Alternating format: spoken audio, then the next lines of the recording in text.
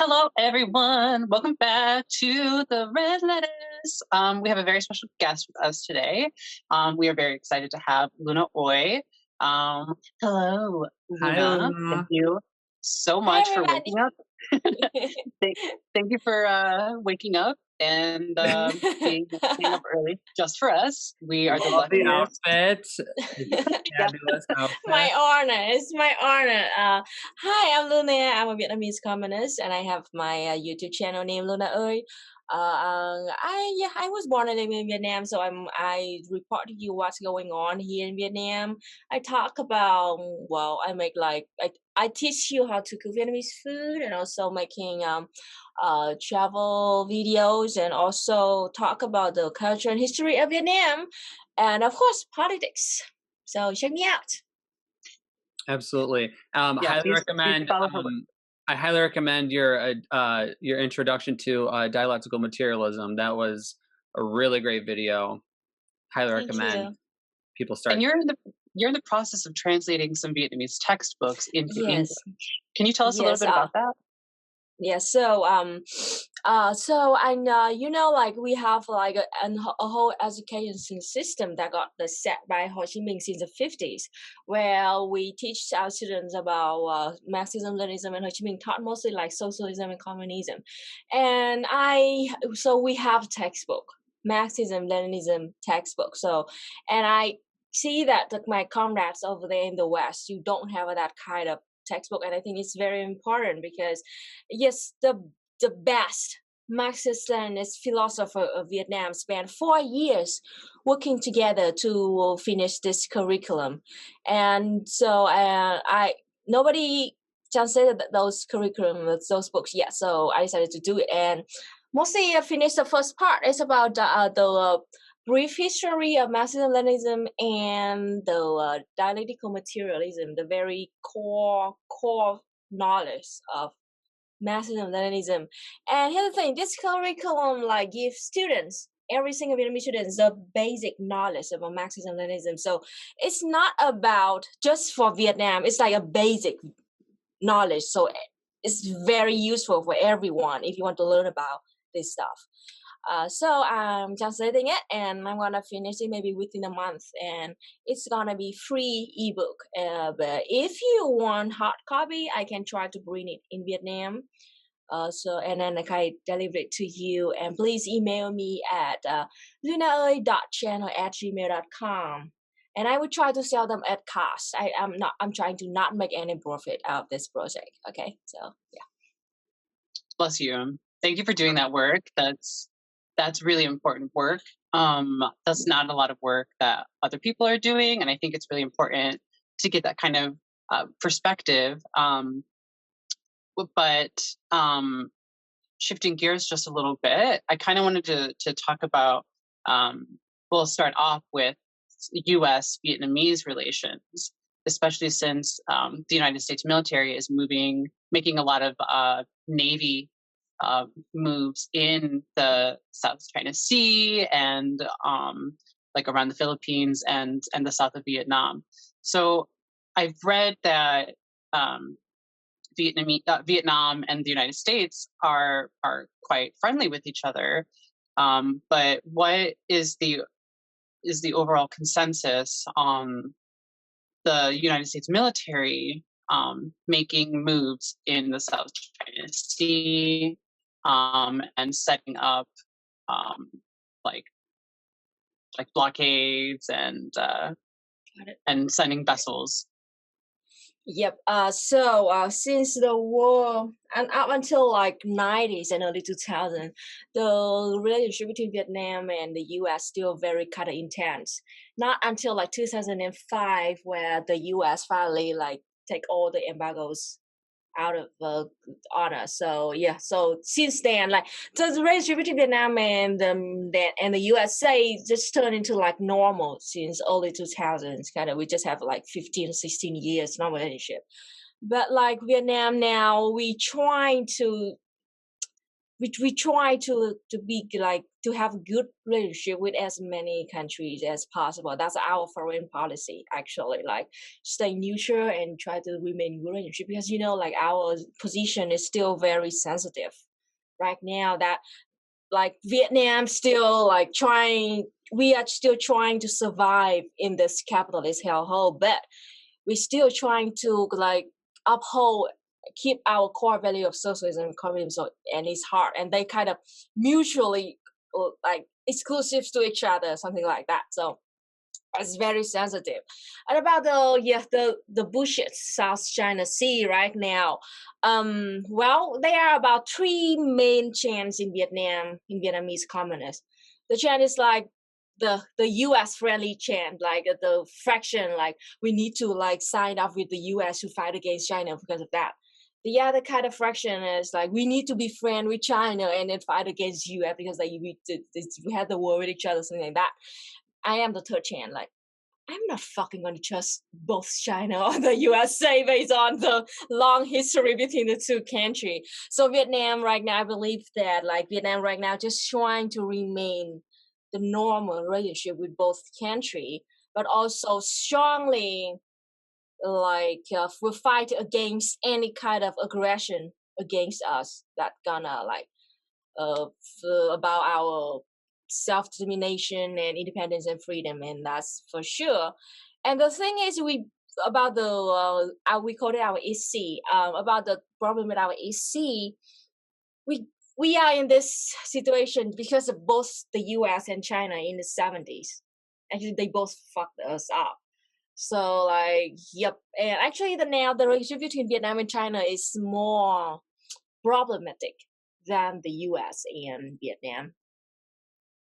Do you And think? yeah, Oh, yeah, sorry. Go ahead. it's just like kind of a mess right now, and we don't really want to. We don't want to have any military aggression against us. We're tired of war already. We try to deal with this situation through like diplomatic, through negotiation and talk, and try to raise the awareness of the world, but it's hard. Yeah. Do you think that there might be some usury on the part of the United States, given its contentious relationship with China? So like we have kind of the expression like when the cow and the buffalo fight each other, the mosquito will die. Just like the two whales fight each other, and then the small fish will die, something like that. So like the U.S. and China right now, they are kind of very aggressive to each other, and Vietnam's like we're in the middle. We have to Right. slowly and carefully every single step. We cannot 100% trust any side. We can't, and we have to like a position of the small countries. We have to be really careful, and I cannot say anything right now because still a mess, and we don't we don't pick any side. That's the thing. We don't. We are not on China's side. We are not the US side, and then we just like try to deal with things by ourselves for now. I find that's a really I find that's a really hard position to take, because when I share my thoughts on the internet about foreign policy, I try to keep it critical of my own country, and a lot of people take that as like making some type of excuses for China, and I think that's really frustrating, given that there's a lot that I don't understand, and there's a lot that I think people just repeat State Department lies, and and trying to engage with that is super frustrating, because there are definitely critiques to make for China and the United States, but I find that a lot of people on the left here take very aggressive, like pro US military stances against China, which is really really frustrating. It's really really frustrating, and I'm trying to understand a lot of the what's happening in Myanmar right now. I'm not sure if you're up to date on that, or could give us any type of perspective. But what do you see happening there? What do you hear? What's your media saying? So actually, about 3 days ago, I just interviewed a comrade from Myanmar, and he like teach a lot about what's going on in Myanmar since like the 50s until now. And the situation in Myanmar right now is sucks. The junta, the military coup, he's trying to justify his action. And since like the coup started in like February and then until March, immediately the United Nations got a like we called it a closed meeting, no press allowed to talk about it. And also ASEAN, the 11 countries in the Southeast Asia also got like an online meeting try to deal with that. And here's the thing, the guy junta, he still hold like the military strength and also all the trade to other country, and he used that as the bargain like thing to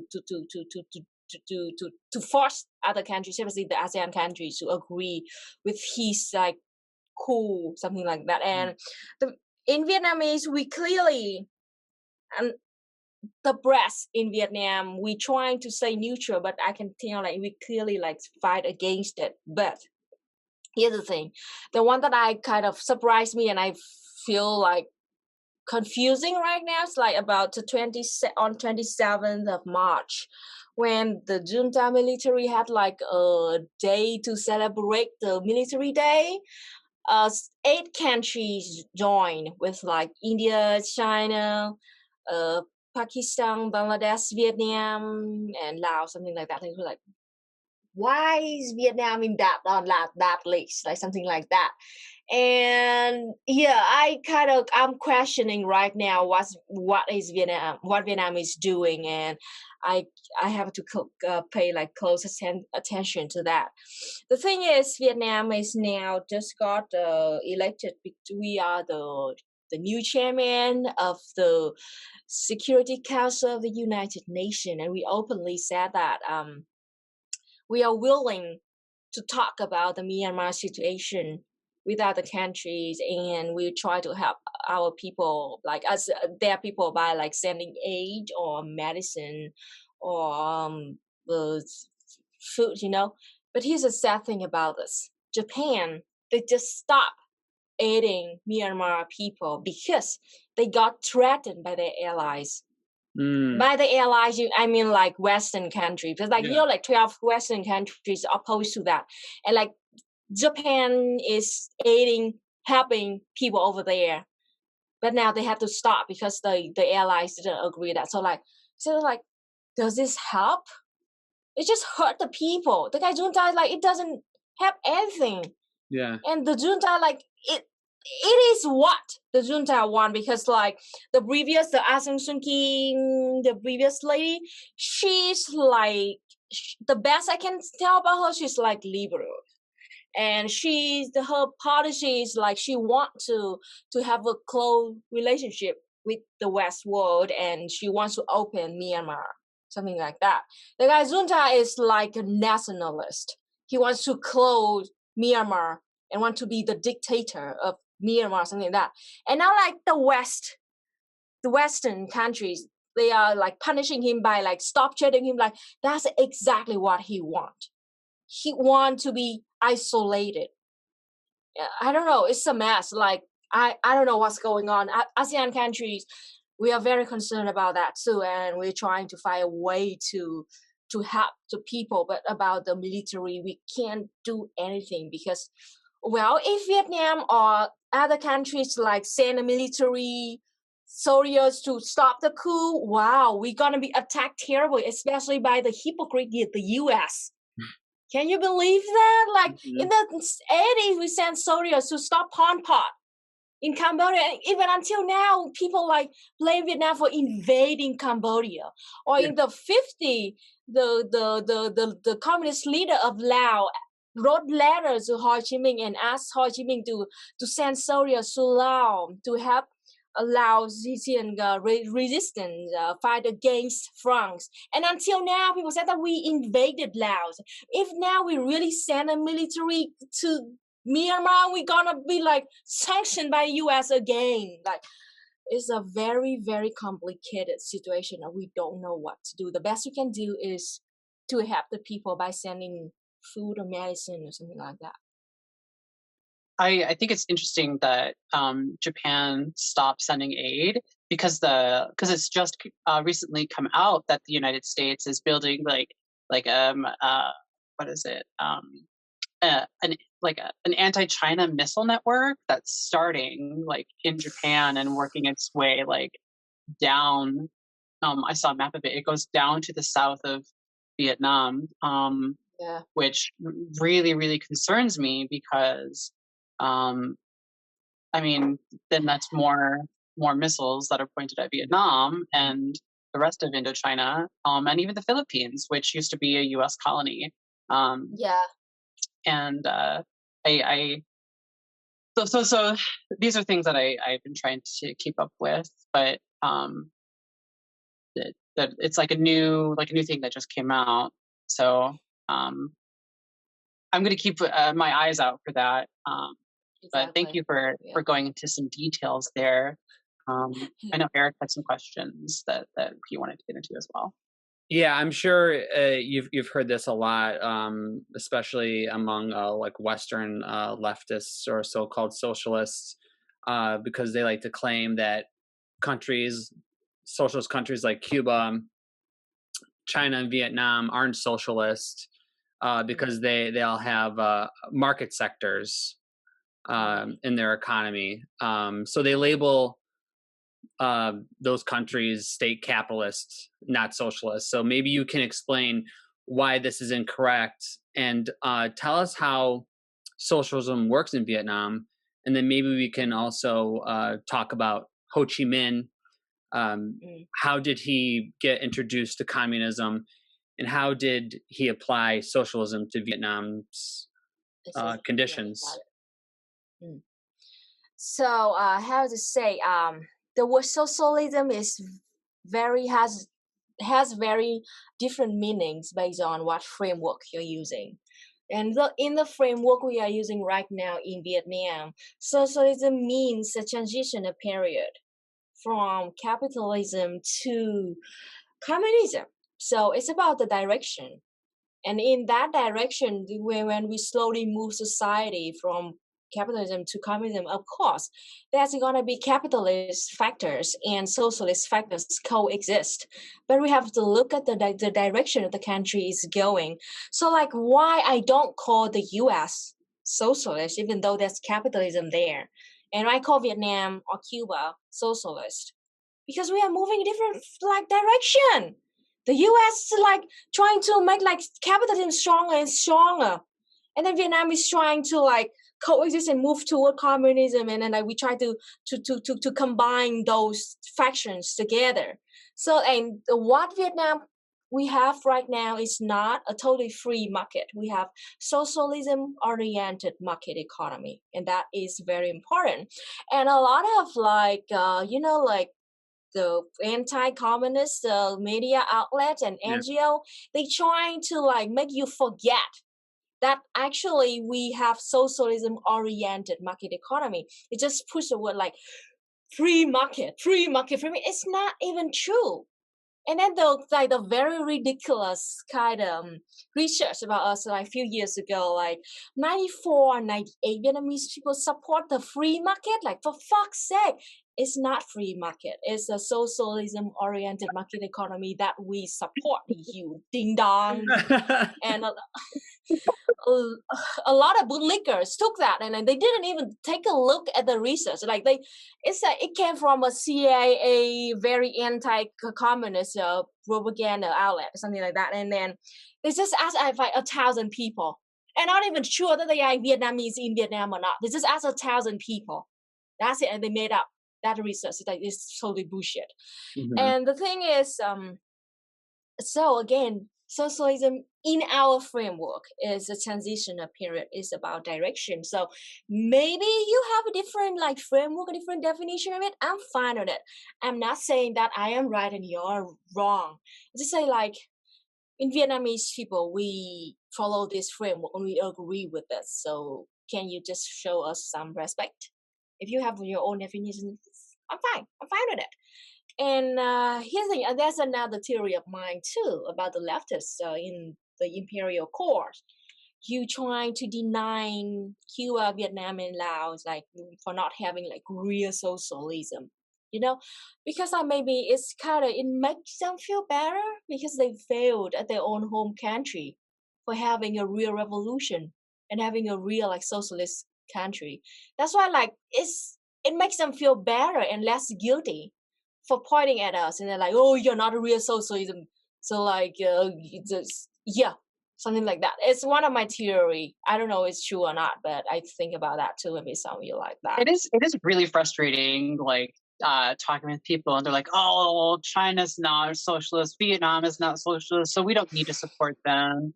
And I think that's really frustrating, because I mean, look at, like, when we look at Iran, like, Iran is not a socialist country, and they have military bases surrounding them, and from the United States. And I think it's important that, whether they're socialist or not, we speak against that type of foreign policy from our government. There's no reason we need to surround these countries and threaten the livelihood of these people who we've never met, all for like oil or some shit. Like, it is quite exhausting trying to like take a pragmatic approach to these conversations, because tanky or like revisionist or like like and like I think I just think there's just a big misunderstanding of like what socialism actually means. I think people automatically think that, well, it's you right away you abolish all forms of capitalism, and if you don't, then you're not really socialist. They have this like utopian outlook on like what socialism is, but they don't really understand. Like you said, it's a transitional phase to communism. It's the lowest stage. And in order to get there, we need to increase productive forces, and in order to do that, we have to look at our conditions and understand like what we really need, and apply it. And that's how we get to communism. And the only way to do that is to have the capacity to increase productive forces as much as we can. And sometimes you're going to need a market sector. You are going to need a market sector in socialism. You are, yeah. Until it's like Vietnam, we tried to build a moneyless communist society for 10 years. It doesn't mean that we didn't try. We tried it from 1975 to 1985, and we failed. We failed because we tried to do it without considering the material conditions in Vietnam at that time. We were bombed to the Stone Age, and then we had like comprehensive sanctions from the USA, and the whole world refused to trade to us. And then we had to deal with Agent Orange too. 4 million of victims of Agent Orange, and until to this day, the first generation, we still have children born with birth defect from Agent Orange. And like, we try to do it, and my mom lived through that time, and I'm gonna release an interview with my mom next week and to tell you about that time. Like how the fuck can we do it? Like, there's no like communist like button so we push so we can immediately turn full communist. Like, that's so ridiculous. I know. We can't do it. It's impossible. It doesn't mean that we not try. We tried it for 10 years and we fucking failed. Right, I know. And it's not because communism doesn't work. It's because of the sanctions from the imperialists. Yeah. Yes. We chatted with David Yoon a while ago about North Korea, and he framed a similar conversation about how North Korea survived the bombings from the United States, and how it survived the fall of the Soviet Union. And he said these should be seen as successes of socialism, successes of communism, is that they were able to live through and survive the imperialist overthrow of the Soviet Union. And I think it's really important that we look at that we look at Vietnam in the same context. This is the success of socialism, that they're able to adapt to the pressures and keep their eye on the prize, which is self-determination, a safety network for their people. And I think that's really amazing. I'm really just every time I read about Vietnam, the Vietnamese people, I'm just so amazed by their resilience. Thank you. So here's the thing. The purpose of my channel is to show you what's actually going on in Vietnam. And I'm saying like Vietnam is not perfect. We are far from perfect, and we have so many problems. Corruption, bureaucracy, pollution. Are you kidding me? Here's the thing. But like, I just want you to look at us as who we really are. Like, I don't want you to like buy into the anti-communist, anti-Vietnam propaganda. I just want to show you what's actually going on over here, and it's not as bad as we are reported in the news outlet over there. And yes, Vietnam still have so many problems, but we still have hope for our nation. And Vietnamese people, like, we love our country, and we just want you to leave us the fuck alone. We don't want intervention. We don't want savior. We don't want you to come here and save us. No, just leave us alone and leave us here so we can build our nation. That's it. And the thing is I'm so frustrated seeing especially leftists in the imperial court point the fingers at us about like, oh, what we do, the mistake, what we did right, we did wrong. Like, yes, we are far from perfect. We made mistakes too, because like Vietnam now is really, think about it. We have really unique position right now. We had the socialist communist revolution, and then we are running a society, calling it socialist in this capitalist hellhole.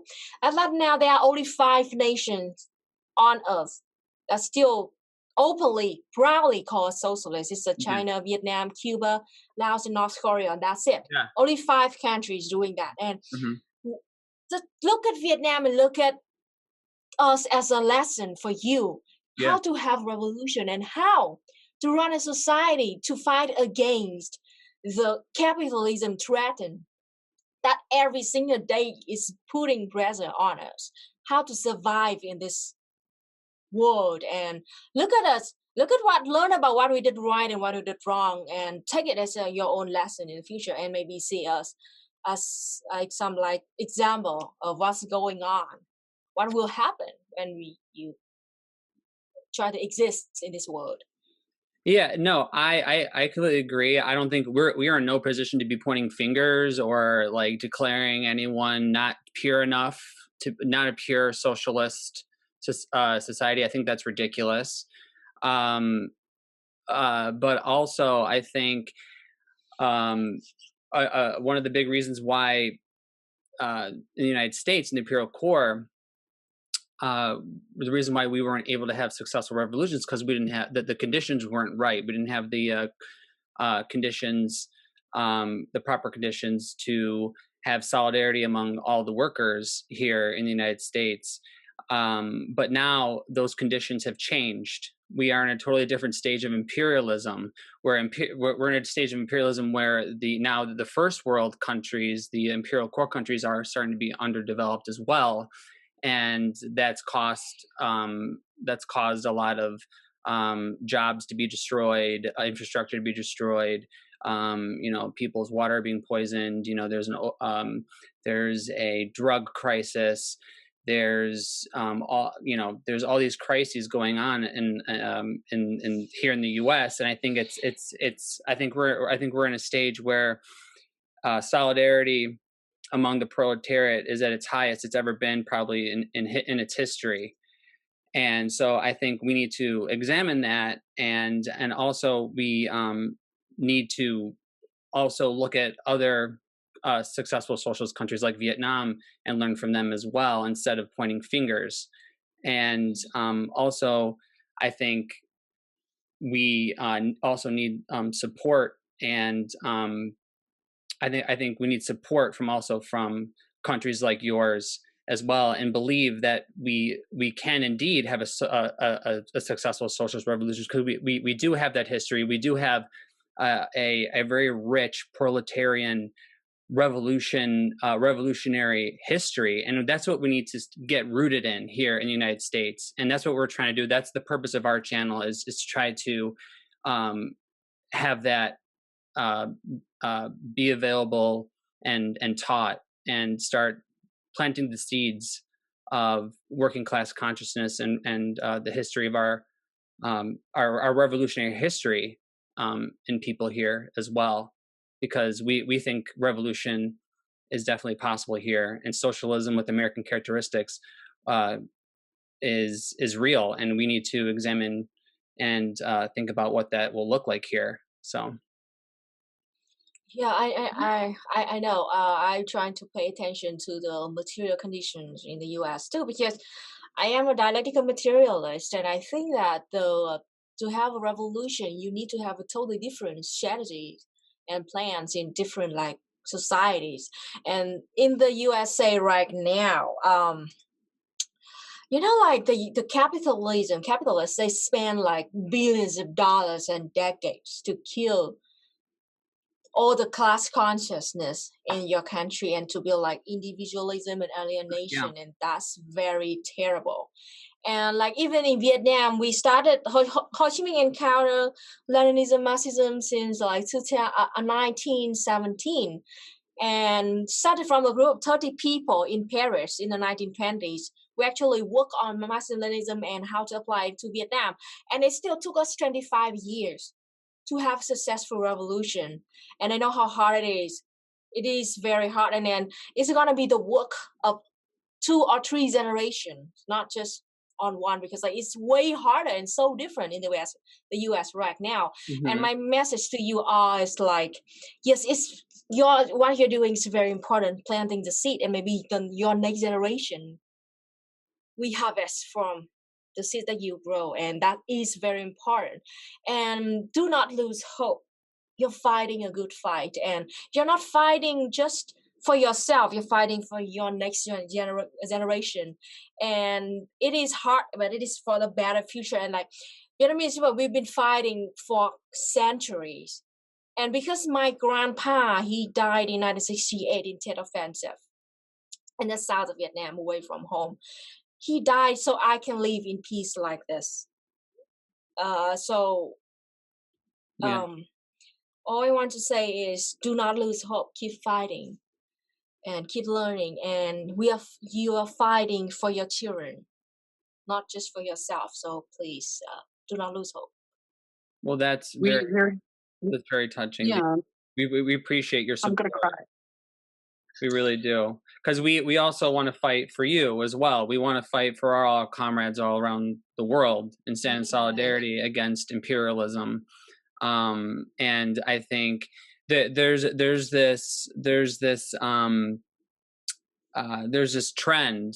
I think it's more of like it's like a Western petty bourgeois trend and ideology that it's called, third worldists like to claim that revolution is not possible in these countries because the workers benefit too much from imperialism, it'll never happen. And I think that's just that doesn't only just harm us, but it also harms people like our comrades that are like you in Vietnam and in other countries as well that are under the boot of imperialism. So we're doing everything we can to try to combat that, because I think they're doing the work of the imperialists. Yes. So I think that there's gonna be the chance of revolution everywhere. It's just a matter of time. right, And when you're gonna meet all the conditions, like I I I believe that there's gonna be a revolution in the imperial cause sooner or later, no matter what. yeah, You have to. yeah. But I don't know if we I don't know if you got a chance to touch on Ho Chi Minh. Mm. We really want to know more about Ho Chi Minh and how he became a communist and how he applied socialism to the conditions in Vietnam. Maybe you can go and tell us a little more about that. So I will give you a very brief history of Ho Chi Minh. So Ho Chi Minh was born in 1980 in the central of Vietnam, in the province right next to my province, actually. His father used to be a Mandarin that worked for the king. And then, like, when he was about 10 or something, his mother died, and Ho Chi Minh had to he had the one youngest brother, and he had to bring his youngest brother all the village to beg for milk. So he has very, very poor childhood. And his father, because his father was also a revolutionary, and then when he worked for the king, and then the French came, he refused to work for the king under the French. That's why he quit his job, and his father became a teacher of the village. So like he was so very poor.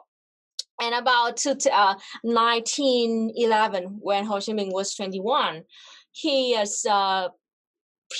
started as like patriotic, not like nationalist. It's just a lot of capitalists, capitalism, they like try to paint Ho Chi Minh as a nationalist Yeah. or of nationalism. That's so ugly. And you think that. Here's the thing. Yes, but in Vietnam, the word nationalism means this. Means that we love our motherland, we love our people, and we want it to be free and to be independent.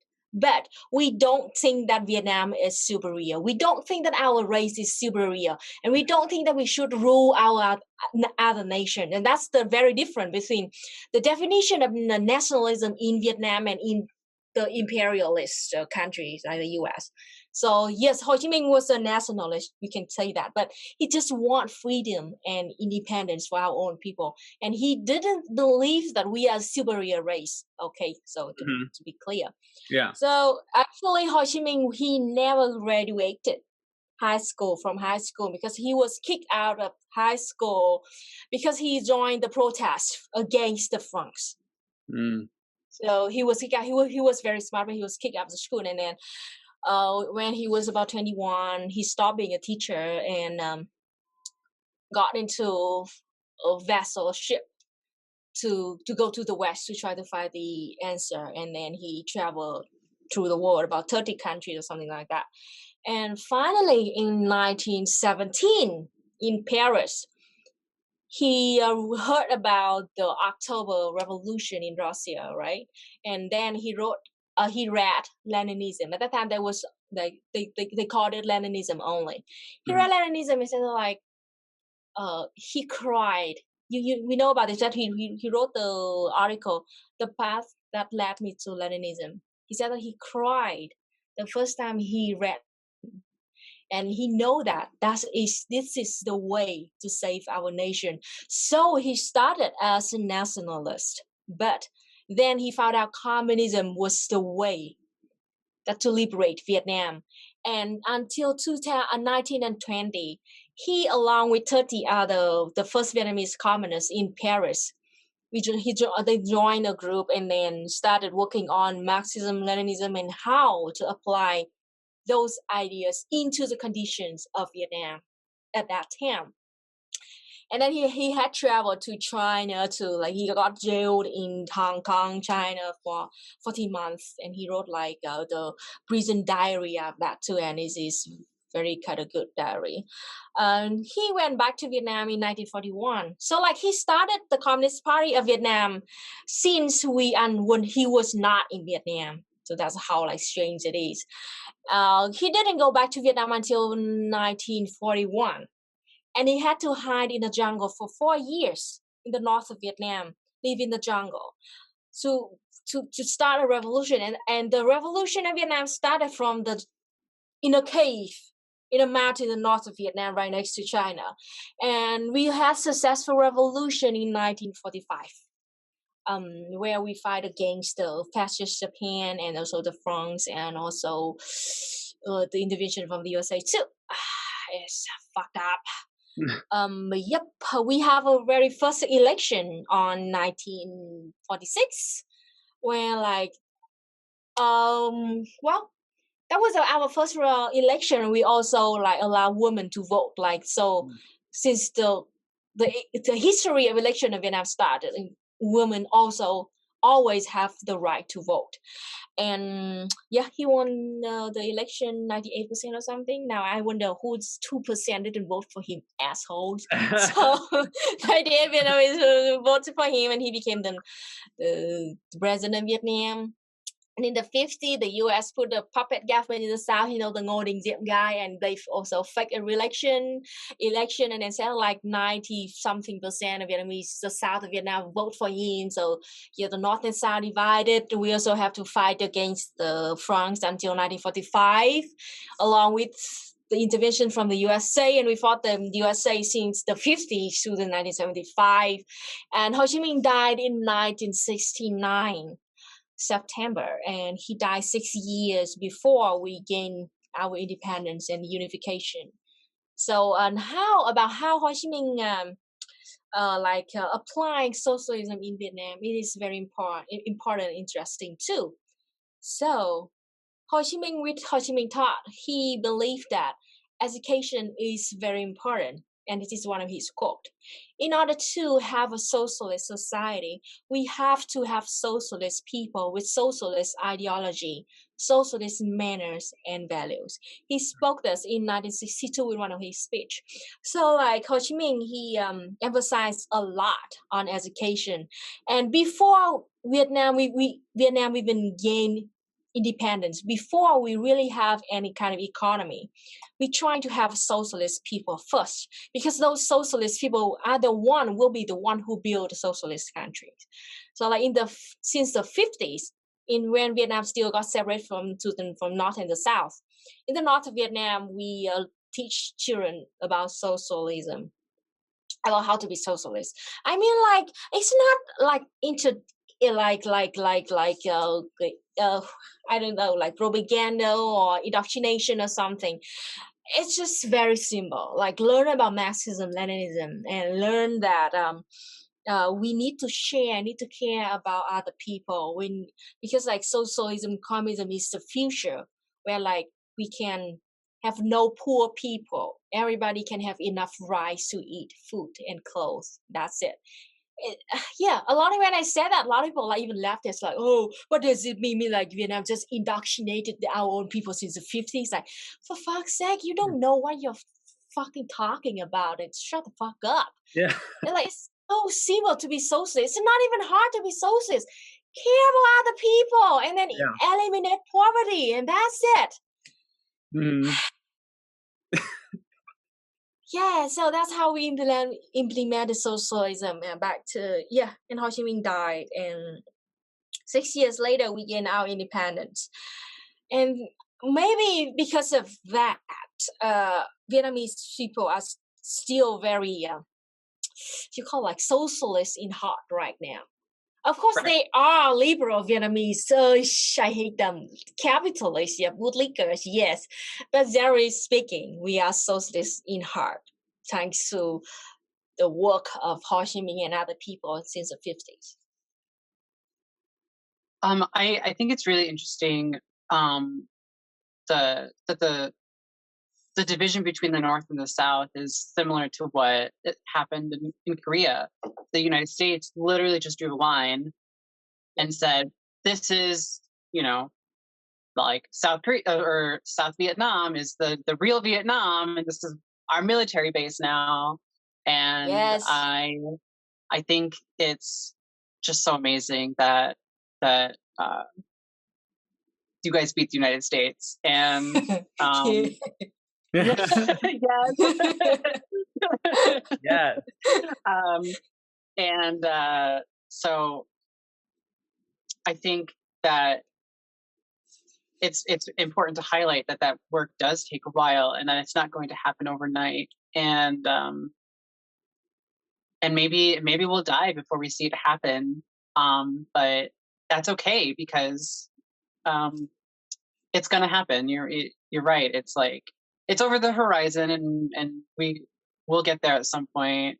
But that's just so beautiful and so insightful, and thank you so much for your perspective on that. Yeah. So but I just want to add another real quick. So as you said, like the situation in Vietnam, exactly like North and South Korea. Yes, the U.S. wanted Vietnam to be exactly like the situation as a North and South Korea, and their intention is to forever separate Vietnam, and they will take the South and turn South Vietnam into like South Korea. And Ho Chi Minh didn't allow it. Even like Stalin in the 50s, when he met Ho Chi Minh, he also wanted like the north and the south of Vietnam to be forever like separated like that, because like he wanted the north of Vietnam to go full uh, communism and follow the USSR and do not waste our time and human force, human resources to fight for the reunification. And that was what like the biggest disagreement between Ho Chi Minh and Stalin. Ho Chi Minh wanted to reunite our two, both north and south, no matter what. It's very important. And yeah, and we literally fought against all the odds. It's very very difficult. Yeah, but luckily we did it. Yes. Actually, you touched on something that I really want to talk a little bit more about. The patriotism was something that Ho Chi Minh is known for, and he applied that really well, along with communism. And there's a big, especially here in the U.S., a lot of people on the so-called left think that any form of patriotism is jingoism and chauvinism, and I think we need to really get a better understanding of what that is, especially when we talk about communism and how patriotism and communism go hand in hand, and why patriotism is not the same thing as jingoism. We're not talking about, oh yes, we should embrace our genocidal slave history. We should, that's what we should be proud of. No, we're talking about our proletarian history. Exactly. That's where our patriotism should be rooted in. That's what we should be proud of, because we do have that revolutionary history, like I was saying earlier. And I think that's what it should be rooted in, because that's what's going to unite, help unite the proletariat in the U.S. Because at the end of the day, a lot of people are patriotic here in the United States. So maybe you can talk about like what patriotism means and how it's very compatible with communism. Okay, so I think the problems over there is like you're misunderstanding, you're mistaking the government, the state with the nation. They're totally different. It's the state that did all the atrocities and horrible stuff like that. Right. It's not the people. The state is not the people. It's not the proletariat. So like when Vietnam, we talk about patriotism and nationalism, means like we love our motherland, we love our country, we want it to be free, we want it to be beautiful. But before that, we had the fucking kings. Do you mean the patriotism in Vietnam means that we worship the king right now? Right. It doesn't mean like that. Yes, and like please do not mistake between like the state and the nation. They are different, and like we love the people. We want it to be a free country, an independent country, a country that like there's no poor people and there's no billionaires, and that's it. And then like and those people like we have a totally different word to call those. It's like chauvinism. Okay, big country chauvinism, and this is not patriotism. It's a very very ugly faction of patriotism, but it's not patriotism. And I don't know, maybe you should create a different word, or maybe you should change your mind because of that, because like it's the state that did all the horrible things. It's not the people, it's not you. And there's nothing wrong with loving your countries, loving your comrades, and you want a better future for all of them. And the state is like the thing that we have to do. Okay, and I think does that answer your question? Yeah, no, yes, I think that you said it beautifully, and I think also here, I think people mistake when they hear patriotism, they think they're referencing the bourgeoisie culture and what our ruling elites did. But when we talk about that, we what we mean is we want our patriotism rooted in proletarian culture and in our history of revolution and fighting alongside each other, and all the labor victories that we've won and all the civil rights victories that we've won together. When we are united, that's how we win these victories. But when we're divided, we can't win anything. And so I think it's important to understand and where our patriotism is rooted in. I guess hopefully that makes sense. Yeah, so it makes a lot of sense. It makes a lot of sense because I don't know how people could call themselves a socialist, fight for housing rights, fight for wages that improve people's lives, and say that they hate their country. And I used to just always like it was a very useful thing for me to, like, when I was in high school, I'd be like, oh, I hate America, I hate this country, like that's just who I was, because I just all I associated with the United States was war, and everybody supported war, and so I hated everybody, and that was like a really like pessimistic outlook on things. And so that's changing for me, and it's been slowly changing for a while. And I'm not a socialist because I hate my country. I'm a socialist because I want the lives of my neighbors to want to save your country. That's what socialism is about. Save the country, exactly. There's a difference. There's a socialist patriotism. There's a bourgeois patriotism, I think. And I think that's what we have to differentiate. Yeah, and here's the thing about like patriotism and communism go hand in hand. This is it. You have the desire, you have the love, and communism is just like a tool, a goal for you, show you how to do it. Maybe you have a better like choice. Anarchism also a choice. If you can do that, do it. I'm fine with it. And it's just like go hand in hand. Because like Ho Chi Minh started as patriotic with patriotism, and when he read Lenin, he cried because he finally found the way, the tool to do it. So use it if you want, and use it if you can, and learn, and try to make it come true. And that's how like they both go hand in hand. You like we love this beautiful motherland. We love our own people. We love our comrades. We want a better future. Mm-hmm. It doesn't mean like when we say I am patriotic, it doesn't mean like I love the fucking state, or I love the bourgeois, I love the billionaires. So they are not my country. They are not my people, and I'm not fighting for that. And it's very important to have the morality. Is very important to have a high morality for what you fight for. This is what like the great general Võ Nguyên Giáp said in the 60s. Like one of the main reasons why Vietnam can win the war, because like we believe that we have a high morality to fight for, and we win no matter what. We gonna defeat every kind of enemies, every imperialist nations, because we are fighting for our people. We're fighting for our nation, and there's no higher morality than that. Yeah, absolutely.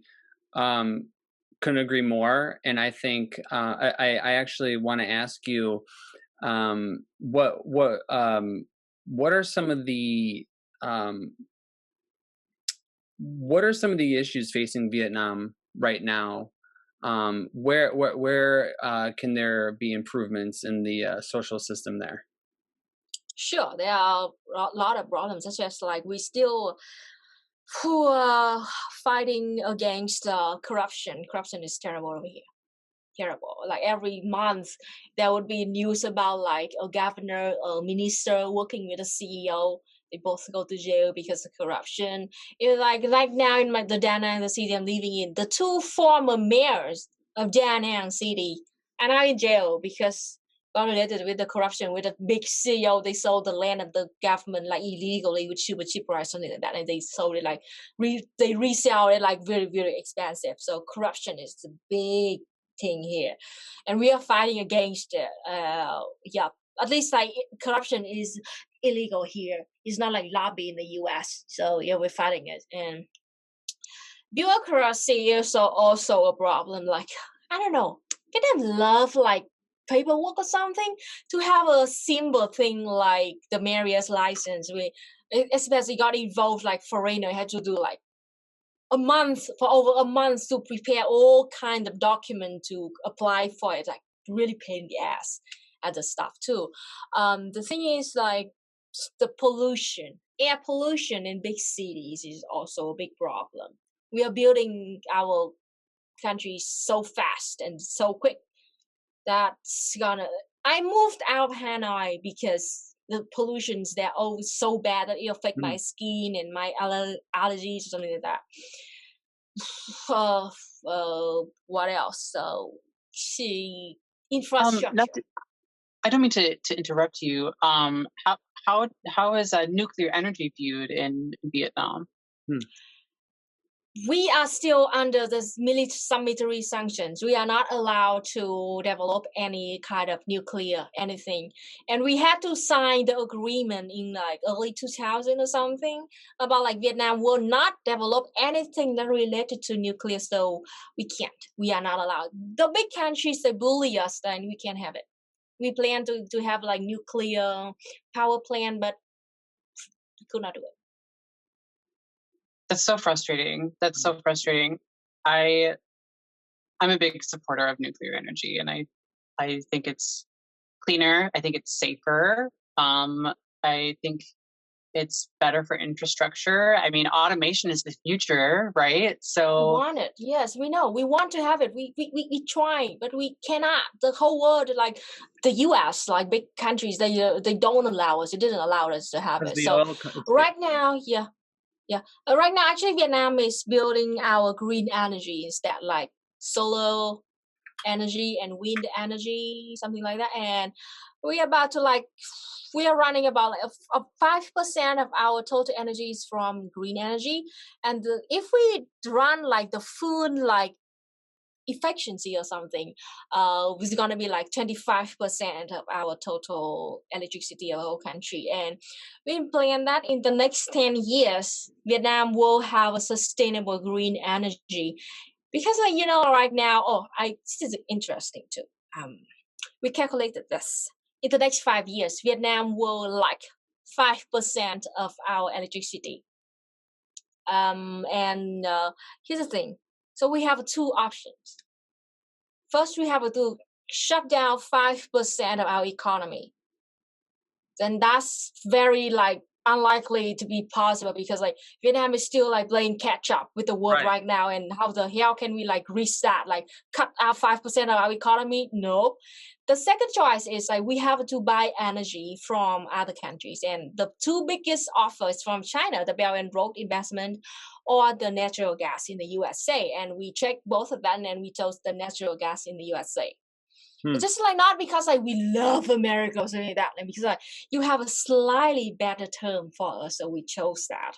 And in the meantime, Vietnam has been building our green energy for like a decade right now, and we hope that in the next few years, up to 2030, we can stop buying your natural gas and use our green energy instead to fill up that gap.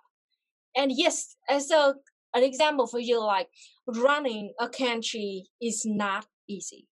And sometimes you have to compromise and give up some of your like short-term benefit for the longer-term benefit, and it is complicated and very difficult. Well, nope. There you go. Vietnam's not socialist because you bought natural gas from the United States. There you go. You're done. You're done. I'm canceled. Canceled. Vietnam's canceled.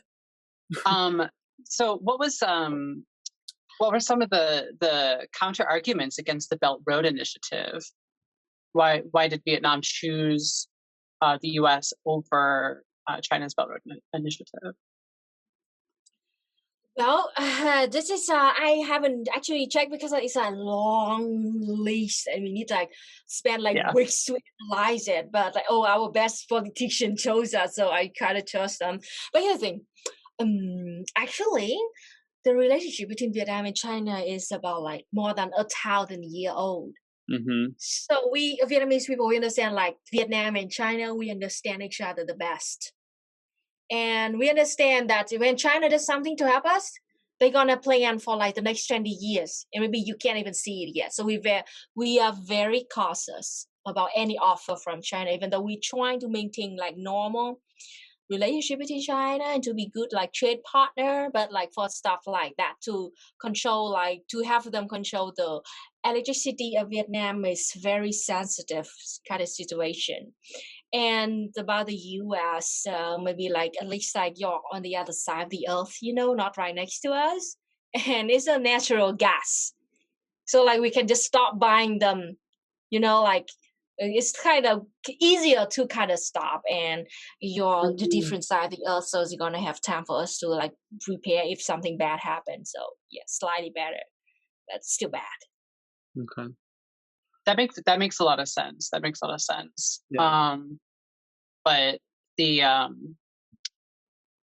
my critique of like US, like the United States is the largest exporter of like natural gas right now, um, because of our like relationship to Saudi Arabia and the petrodollar.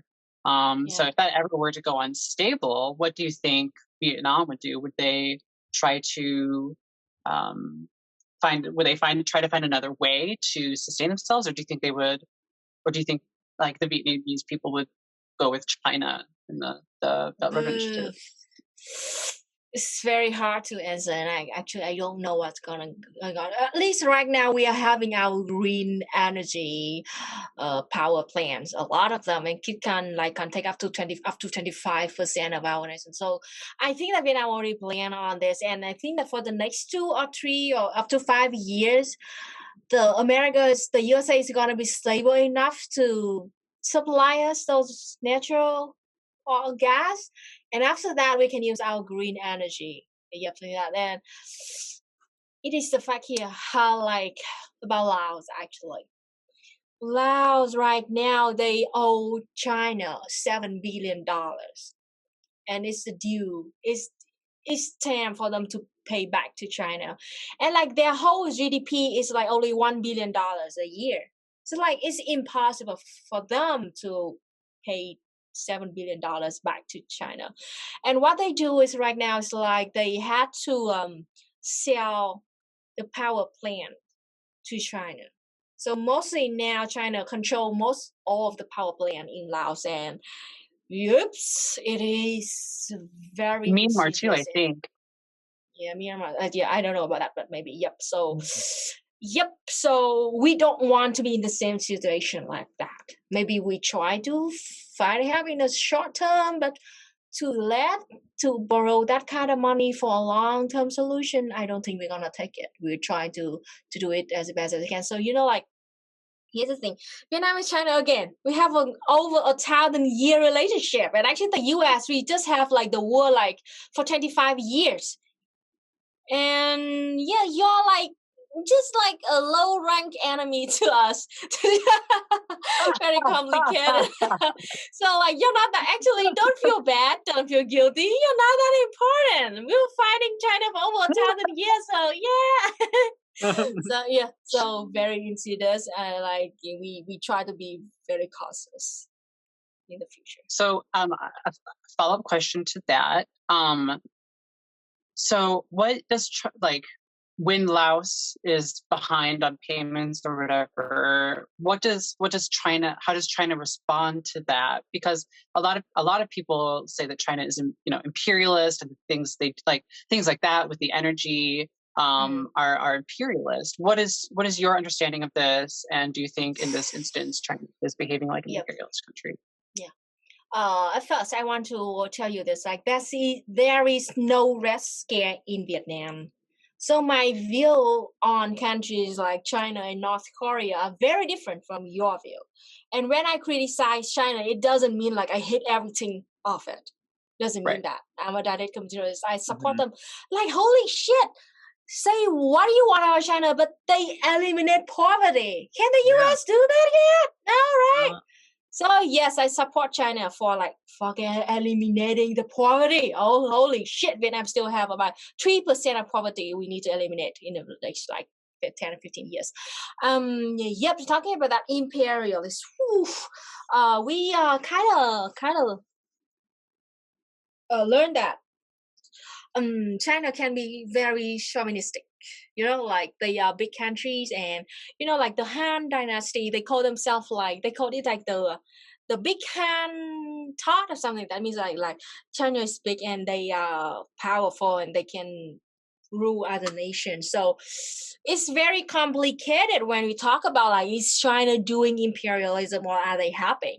I think it's kind of something both of it. I don't know because like the vaccine situation right now, China is like only big country in the world planning on delivering vaccine, the COVID-19 vaccine to the poor nations in Africa. And I'm thankful for that. Yes. And it's a very complicated nation and I am not saying anything because I don't know much about it. I have to admit, I am just a normal Vietnamese girl and I don't know what's going on totally about in China. And then Yeah. I just see that China both helping and also we should be cautious when we take the help from other nations, like even the U.S. When we take any help from you, we're very cautious about it because like, we know in your heart that you're not that 100% good, and we are a small Yeah. nation.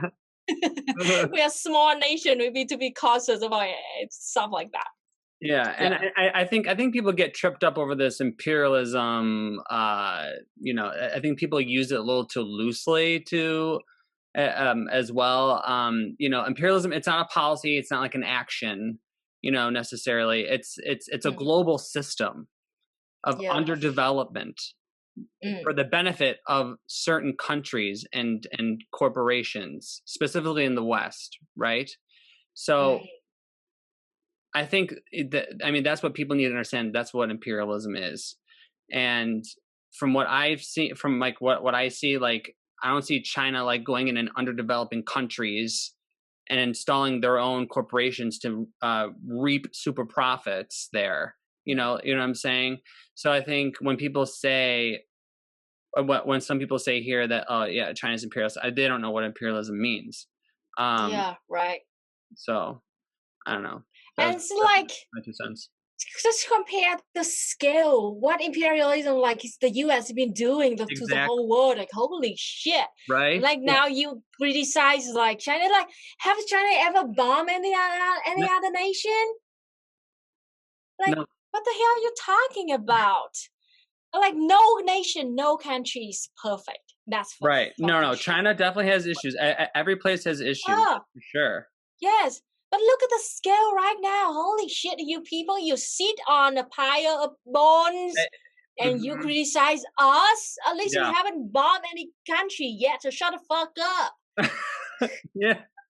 I Exactly. I think that the United States owes reparations to Vietnam for Agent Orange, and I think that we need to somebody's got to campaign on helping clean that up because that is the responsibility of our government to do not just to Vietnam, but I mean Laos even and even in Cambodia too. Syria or in Korea, like reparations needs to include um, paying back Can we take Jeff these. Bezos' money and do that? Say that again. Can we just take Jeff Bezos' money and do that? Right. This population of Yes, billionaires. So tired. we're gonna build Jeff Bezos. Gonna like We're gonna we're build gonna Jeff debate Bezos Jeff for that. Bezos and like bully him online until we spend all our money to deal with the atrocities of America dead. Yes, We're absolutely. gonna send our Twitter platforms after you, Jeff Bezos. Yeah. You better watch out. Gosh. I think this is a wonderful place to wrap up. Um, Mm. Luna, thank you so much for your insight um, and your knowledge and your expertise on these issues. Thank you also for admitting when you don't have an answer for something. I think that's something that we've got to start doing Yeah. because we don't know everything. So I think it's okay to admit that. So thank you for your time.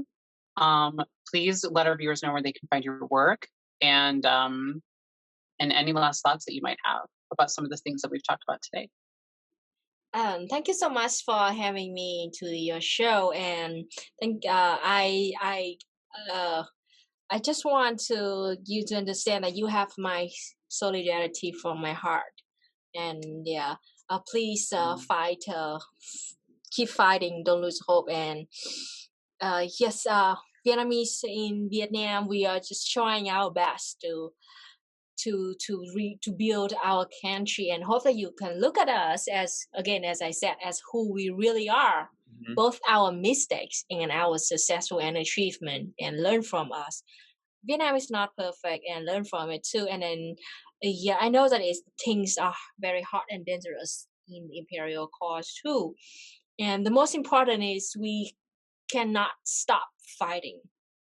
And it is very important. You're not just fighting for you, you're fighting for your next generation. You're fighting for Vietnam too, for our people too, to stop imperialism, capitalism that comes from your country. So solidarity to all of you, and please stay strong, stay safe, keep fighting, good fight. Thank you, Luna. Same to you.